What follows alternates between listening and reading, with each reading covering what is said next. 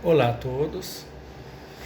Hoje nós vamos para a nossa aula de número 23. Ela vai da página 68 até a página 71.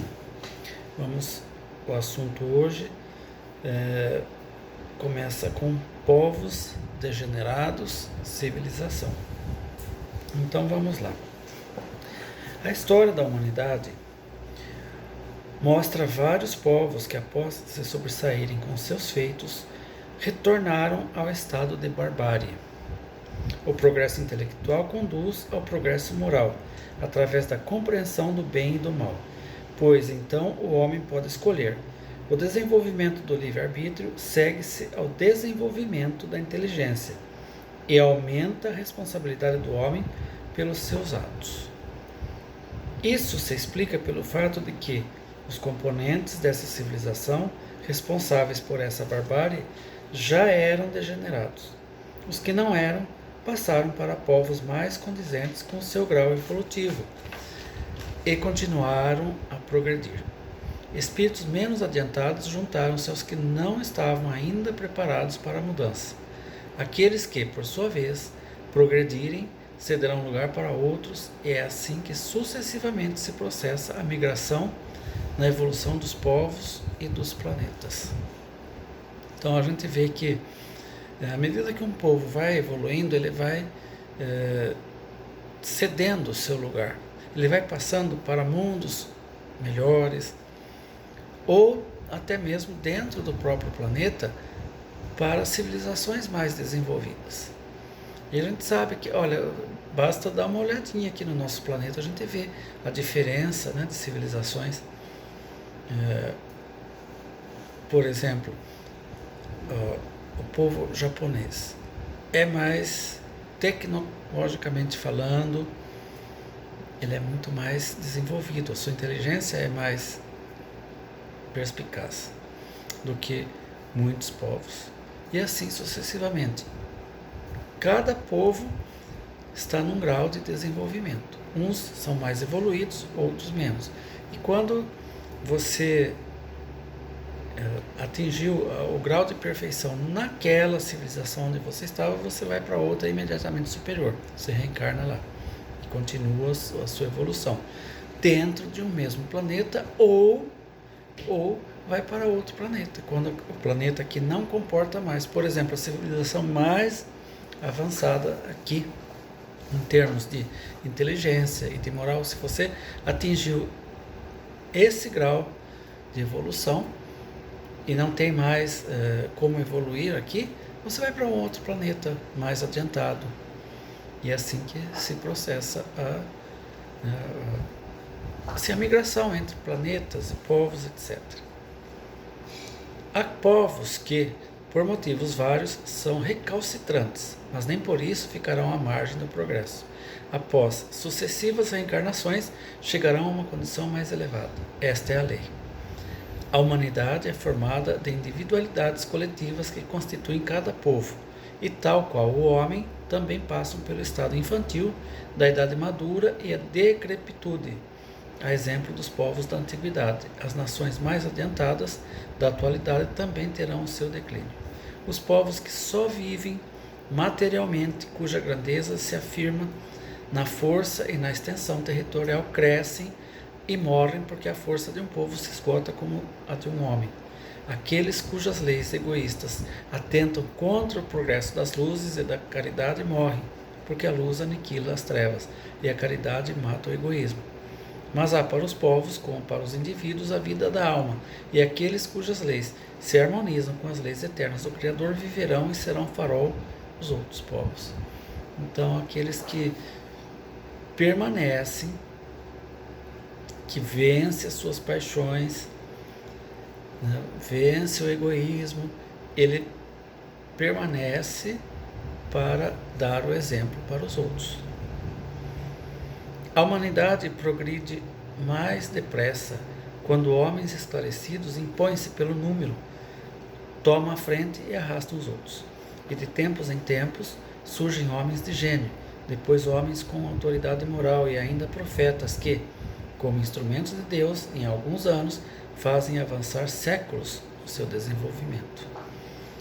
A gente vê isso no século que a gente está vivendo, né?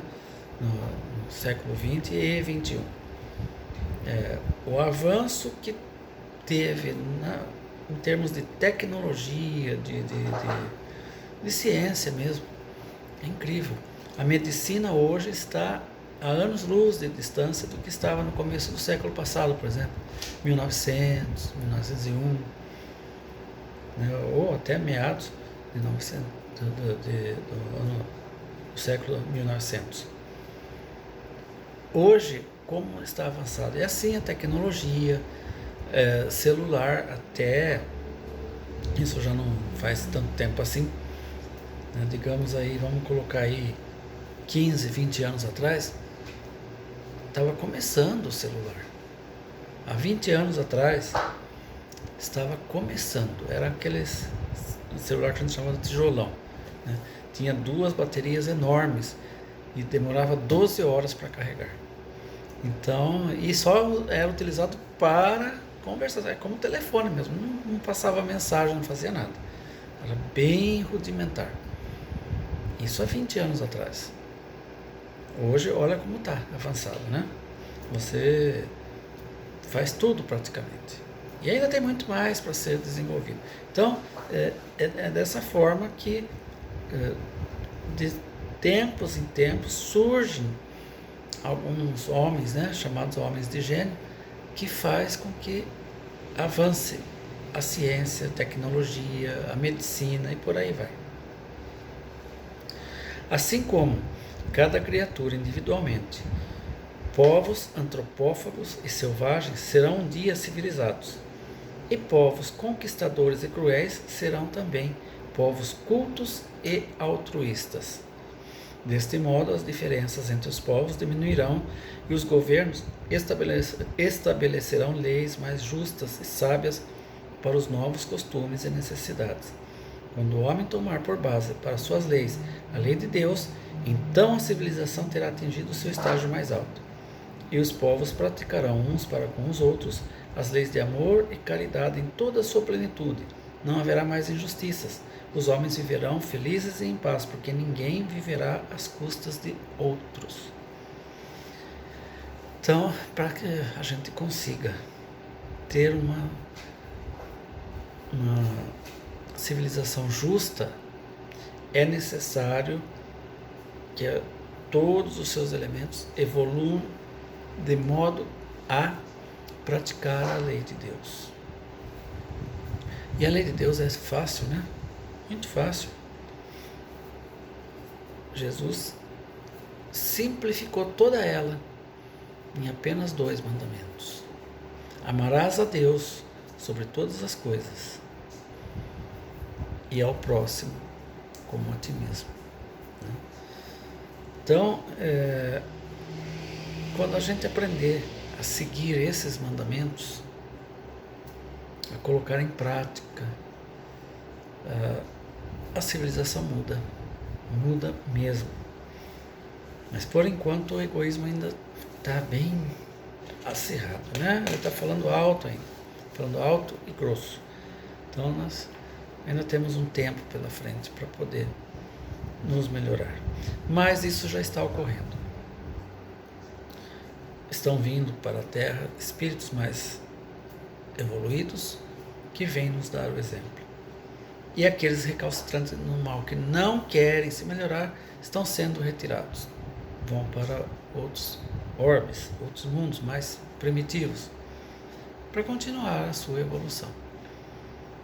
Então, nós já estamos neste processo e não está muito longe para o ápice. Influência do Espiritismo no progresso.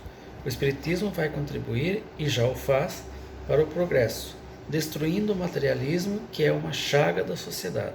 Ele faz os homens compreenderem onde está o seu verdadeiro interesse. A vida futura, não estando mais velada pela dúvida, o homem compreenderá melhor que ela pode assegurar seu futuro pelo presente, destruindo os preconceitos de seitas, de castas e de cor, Ele ensina aos homens a grande solidariedade que deve uni-los como irmãos. Então o Espiritismo nos mostra que nós precisamos de todos os aprendizados. Então precisamos reencarnar em todos os povos, cada um com a sua cultura, com o seu jeito de ser, mas nós precisamos. Então, em todos os povos está inserido também as raças, né? A diferença de cor de pele, por exemplo, o amarelo, o vermelho, o negro, enfim, o branco. E, além disso, também a cultura de cada povo. Cada povo, né, cada raça tem a sua cultura e nós precisamos aprender de tudo. Então, não há justificativa para o preconceito. Também renasceremos, ora como homens, ora como mulheres.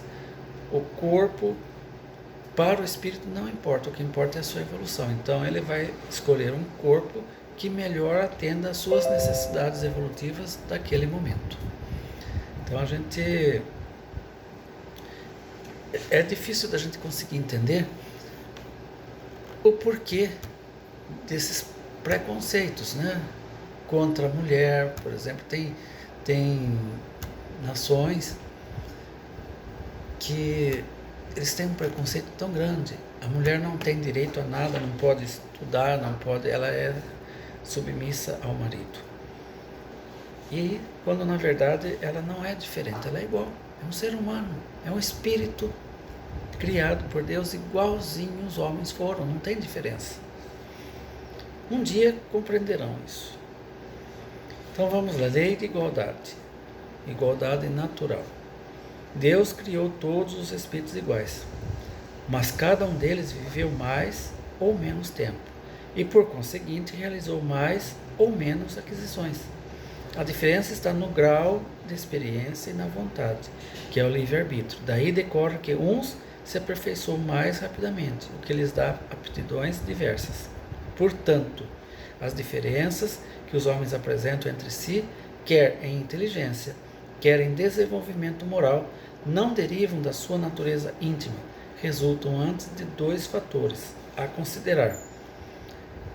Primeiro, no maior ou menor desempenho de suas potencialidades, no desenvolvimento ou não das aptidões e virtudes. Enfim, no bom ou no mau uso do livre-arbítrio, por parte de cada um. Disso decorre que uns se aperfeiçoam mais rapidamente, o que lhes confere aptidões mais diversificadas. É lógico que somos criados todos iguais e somos colocados diante das mesmas situações para podermos evoluir. Mas, a partir do momento que a gente começa a desenvolver a inteligência, a gente também começa o desenvolvimento do livre-arbítrio. E a gente tem a liberdade de escolher, né, aquilo que a gente quer. Então, aquele que escolheu ter uma vida mais regrada, a praticar mais a caridade, a não ter vícios, ele vai evoluir muito mais rápido do que aquele que quer aproveitar a vida, como a gente chama, né? E esse aproveitar a vida é se chafurdar nos vícios. Então, depois não reclama. Ah, mas fulano está melhor que eu. Tem mais evolução, aprendeu mais e tal. Ele se esforçou mais. Ele, através do seu livre-arbítrio, fez as escolhas adequadas ao seu desenvolvimento moral, intelectual. Você não, você quis só se divertir. Foi uma escolha sua também. Então, não reclame de outro estar mais adiantado. O único culpado é você, não é a sua sorte. Tá? Sendo os diversos mundos solidários entre si, os habitantes dos mundos superiores reencarnam em mundos mais atrasados como espíritos missionários, para aprimorar o progresso intelectual e moral, através dos seus exemplos. Partindo da premissa de que os espíritos não mais regredem no seu progresso, tem-se que, ao passar de um mundo superior para um inferior, conservarão integralmente as faculdades e aptidões adquiridas. Consequentemente, tal fato acentua ainda mais as desigualdades de aptidões que existem entre os homens. A gente vê, tem vários exemplos, né, de pessoas que nos deram, com o seu proceder, os exemplos de como devemos agir. Tem uma capacidade fantástica de perdoar, de praticar caridade, enfim. E a gente fica observando, fala, nossa, mas como que aquela pessoa consegue e eu não consigo? Não. Em muitos casos eles vieram de outros planetas para nos ensinar. Eles já desenvolveram isso. É algo comum entre eles, que para nós é uma virtude assim excepcional, para eles é algo comum. Então eles vieram para nos ensinar como agir. E como disse aqui, quando a gente vai de um mundo para outro, a gente leva as aquisições que tem. Se a gente for para um mundo inferior, reencarnar lá, a gente leva todos os conhecimentos, todas as aptidões. Fica em estado latente, mas não se perde. Na hora que precisar, aquilo eclode com a maior facilidade. Então a gente já tem esse conhecimento, não vai se perder mais. Deus não criou, portanto, espíritos com faculdades desiguais, mas permitiu que os espíritos, com os mais diversos graus de desenvolvimento, estivessem em contato entre si para auxiliar a evolução dos mais atrasados. E, em necessitando uns dos outros, cumprissem a lei do amor. Tal fato explica por que o misto de aptidões é necessário, a fim de que cada um possa concorrer para a execução dos desígnios da providência, respeitando-se, evidentemente, os limites das forças físicas e intelectuais. Nesse contexto, o que um não tem condições de fazer, o outro fará. E assim é que cada um desempenhará um papel útil dentro da criação. Então, sempre vai haver isso, né? Um necessita do outro, do conhecimento, enfim, da aptidão que o outro tem. E o outro necessita daquilo que nós temos, que todos nós, sem exceção, temos as nossas aptidões, as nossas facilidades, que podemos ensinar. Desigualdades sociais. As desigualdades sociais não se enquadram nas leis naturais porque não são obras de Deus, e sim consequência do orgulho e do egoísmo do próprio homem. Contudo, à medida que a humanidade avançar no seu progresso moral, essas desigualdades tenderão a desaparecer, e restando somente a desigualdade fruto do mérito e das virtudes adquiridas pelo homem. Somente então as criaturas se reconhecerão como filhos de Deus e se amarão como irmãos, e não se avaliarão mais pelo sangue nem pelo papel que ocupam na sociedade, mas sim pela evolução moral do espírito, que independe da condição social. No tocante àqueles que se aproveitam da superioridade da sua posição social para oprimir os mais fracos, serão oprimidos por sua vez, e renascerão numa existência em que sofrerão tudo o que fizeram sofrer. É a lei de causa e efeito agindo, né? Nós devemos tomar muito cuidado com isso. Por quê? Tudo aquilo que fazemos é nosso. Simples assim. Seja coisa boa, seja coisa ruim, seja coisa mais ou menos, mas tudo aquilo que nós fizermos, nós estamos emitindo energia. Quando eu digo fazer, falar também, né? Pensar, tudo isso aí tá no pacote. Então, tudo que a gente realizar, nós emitimos uma quantidade X de energia que não se perde. Ela vai, atinge o alvo, atinge o objetivo e volta a procurar o dono. Quem é o dono? Aquele que emitiu. Então você vai receber de volta sim tudo, exatamente tudo. Então não adianta você querer ser espertinho nessa existência. Espertinho entre aspas, né? Porque desde que você está lesando o próximo, enganando o próximo, fazendo algo que fere que machuca, que magoa, enfim, tudo aquilo que você faz para o próximo, você está fazendo para si próprio. Vai voltar para você, sim. Não tenha dúvida disso. Desigualdade das riquezas.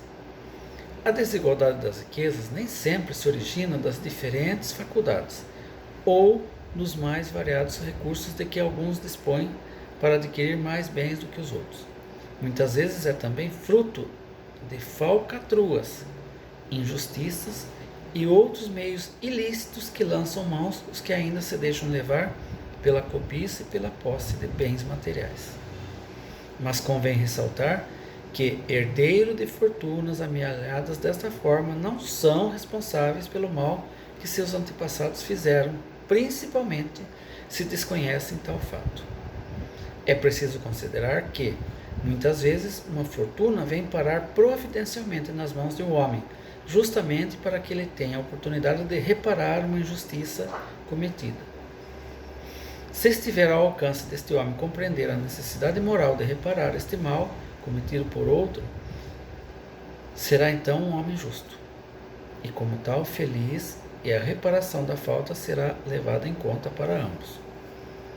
A igualdade absoluta das riquezas jamais existiu, e tampouco poderá existir, pois a própria diversidade das faculdades e diferentes aptidões entre os homens impediriam que assim fosse. O que importa é combater, antes de tudo, o egoísmo, para que as relações sociais sejam sempre fraternas. Somente assim, o relativo bem-estar de todos será meta possível de ser atingida pelos homens quando, entre eles, o sentimento de fraternidade sobrepujar-se ao egoísmo e a verdadeira justiça for finalmente praticada. Aqueles, portanto, que acreditam que a cura para os males que afligem a sociedade está na igualdade absoluta das riquezas, estão enganados, pois não compreendem que a igualdade seria logo rompida pela própria força das circunstâncias. Combatei o egoísmo, pois esse é a vossa chaga social, e não corrais atrás de quimeras. Então, vejam bem, é impossível na nossa sociedade ter riquezas iguais, todos iguais. Primeiro porque se pegar toda a riqueza do mundo e dividir por cada habitante em partes exatamente iguais, não daria muita coisa para cada um. Nós temos um pouquinho mais de 8 bilhões de habitantes no mundo. Pega toda a riqueza e divide em partes iguais para ver o que sobra. Só dá pouquinho coisa cada um. Primeiro. Segundo, a riqueza é concentrada para que haja progresso. Porque se você tem, eu vou citar um exemplo bem simples, mas que dá para entender. Se você tem pouco dinheiro, não dá para você comprar, por exemplo, uma casa ou comprar um terreno e fazer uma casa. Você tem que pagar aluguel, porque não dá. Então você tem que juntar um pouco mais e tal para você conseguir fazer isso, não é mesmo? Pois bem, pensem naqueles que são industriais, as pessoas que